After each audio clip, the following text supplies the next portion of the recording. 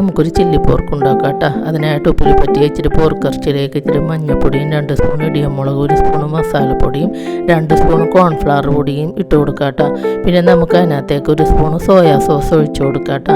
പിന്നെ നമുക്കൊരു കോഴിമുട്ട വെട്ടിയതും അത് നമുക്ക് അതിനകത്തേക്ക് ഒഴിച്ചു കൊടുക്കാം കേട്ടോ. പിന്നെ ഒരു കളറിന് വേണ്ടിയിട്ട് കാശ്മീരി പൊടി 1 സ്പൂൺ ഇട്ട് കൊടുക്കാം കേട്ടോ. എന്നിട്ട് കുഴച്ച് വെക്കുക.